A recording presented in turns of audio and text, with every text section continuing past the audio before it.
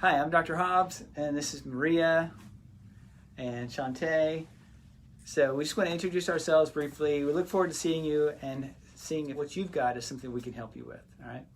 So what is peripheral neuropathy, and what does it feel like? Well, if you're reading this, you likely know exactly what it feels like because you've been feeling it.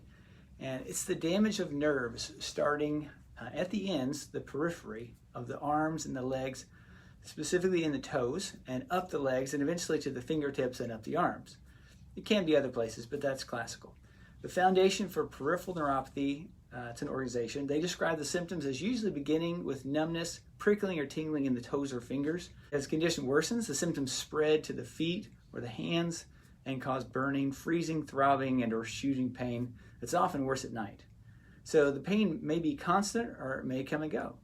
So this picture that I'll show you gives others an idea of what your feet feel like at times. So the pain is usually felt equally on both sides of the body, in both hands or in both feet.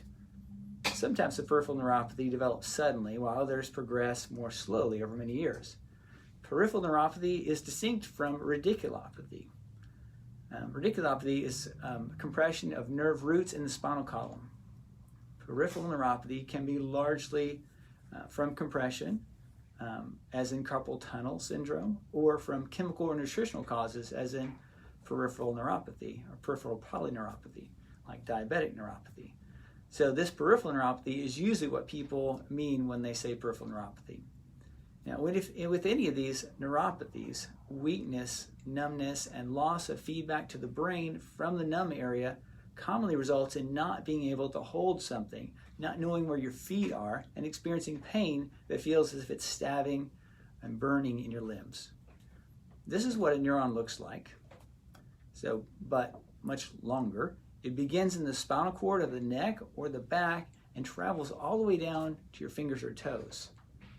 Now, there are several causes of neuropathy. There's physical injury, like trauma, diabetes, vascular, systemic, or body-wide autoimmune diseases, chemotherapy or radiation therapy side effects, hormonal imbalances, and nutritional or vitamin imbalances, including alcoholism and exposure to toxins, as well as numerous medications.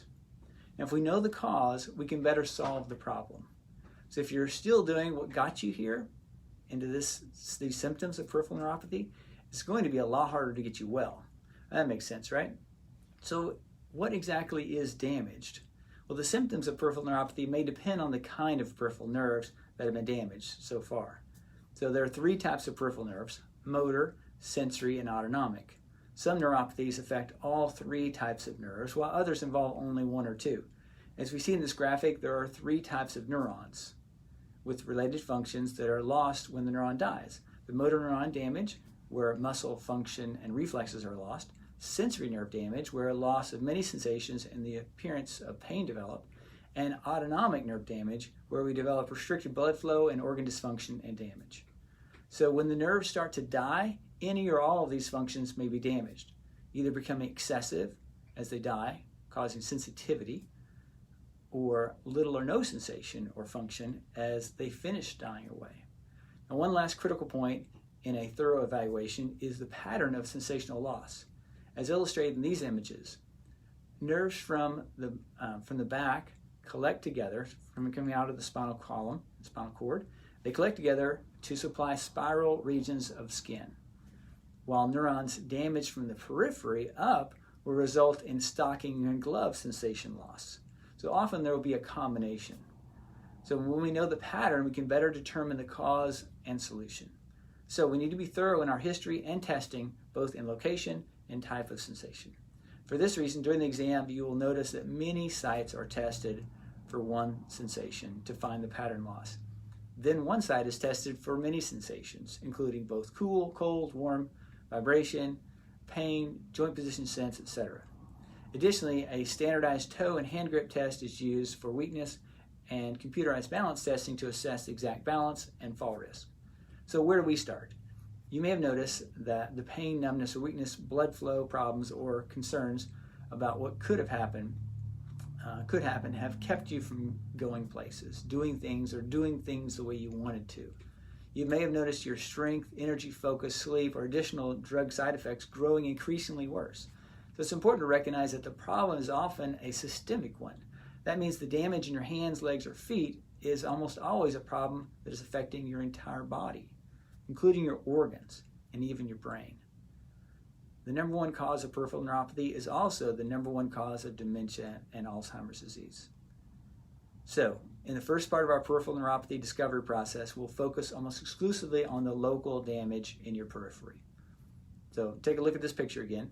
A big reason the damage and symptoms you have are likely showing up most and first in your feet or hands is that the supply for nerve health is located in the spinal column, right next to your spinal cord. In the case of your feet, that's about 3 feet away from beginning to end of that nerve. So nerve signals travel very quickly, right? But nerve fluid flows like cold honey. And the nerve endings need both nourishment from the local blood flow and building materials from the nerve fluid flow. So I'll tell you more about that another time. So that's why we also have a part 2 of our discovery process to further identify the cause and solutions, not just for your feet or your hands, but a long-term full body and brain health solution. As we go through this process, I want you to be realistic, and we want to be realistic, but I also want you to have hope and a drive to improve.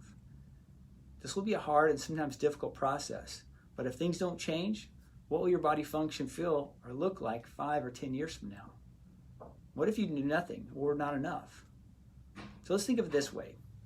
If you were healthier, what would you be doing more of or be doing differently? Or what would you want to be doing 10 years from now? Working out, hiking, vacations, work, family, or social interaction? So choose thoughts that will result in an outcome of a healthy future. What if you had all your health back? What would you do differently? What would you do that you can't do or don't do the way you want to do now? What would you do if you had your body back? To help someone get better, we really need to know, first, how bad is it? And number 2, what's causing it? So how bad is it? This gives us a good frame for how much you can recover. And what's causing it gives us treatment methods for recovery. This tells us what combination of causes are present and what solutions are likely to be most helpful and most practical. And we do this through a peripheral neuropathy discovery process. This discovery process is amazingly thorough and includes 1, neuropathy exam, 2, severity and prognosis report. It's a tentative prognosis at that point. Number 3, structural and neurological exam. And number 4, cause and recommendations report for the whole thing. So the discovery process gives us clarity, certainty, and lays a groundwork for hope. This is what it includes usually in a 2-part evaluation on different days with a report and recommendation day after each of those exam days, for you to understand the causes and, if your case qualifies, the solutions. All right, so part 1, neuropathy, specific history, and neuropathy severity plus spinal screening. Your symptom and history. This includes evaluating any of your electrical nerve testing, like your NCV or MRI, medication history, blood work. And you'll leave with the metabolic assessment form and complete initial health history. Number 2, the Toronto Clinical Sensory Motor Scoring System. Wow, that's big. So that's for polyneuropathy. This is the classic peripheral neuropathy exam, but we take it another level. We test 38 separate points on your hands and feet to assess for the various nerve and nerve root patterns of loss. We also test 8 distinct types of sensations, so we're certain to register the health state of each of the neuron fiber types. Muscle stretch reflexes to assess the nerve health from the muscles of the spinal cord and back to the muscle, and regulation of that reflex by the brain. That's enough explanation for now, but there's more to that evaluation. All right, number 3, part of this discovery process, spinal motion palpation to detect subluxations, joint dysfunction in the spine that cause nerve interference. Okay, that's all part 1. So part 2, more structural and neurological testing. So we do additional history, trauma, treatment, recovery, structural, chemical, and mental, plus analyzing metabolic assessment form you filled out. Next, neurological testing continued. We do heart rate variability, computerized balance evaluation, eye movement accuracy. Next, postural, gait, and digital foot analysis, and x-ray if needed. Okay, that's a lot. So all that's included. So this unique and very thorough set of objective tests is available to allow us to determine your true state of health and if it's a good predictor of your future health and what that is.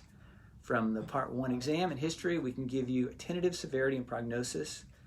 How bad is it, and can you be helped? And if so, about what would it take?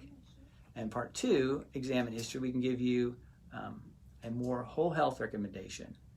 And there is a Part 3, which we can do with some people, and that would be a functional lab testing to provide more personalized and specific whole body nutritional recommendations. Okay, so that's enough talk for today. I look forward to seeing you. If there's any questions you have, please give us a call or email or text. And I really hope that we can find some solutions for you. May God bless you.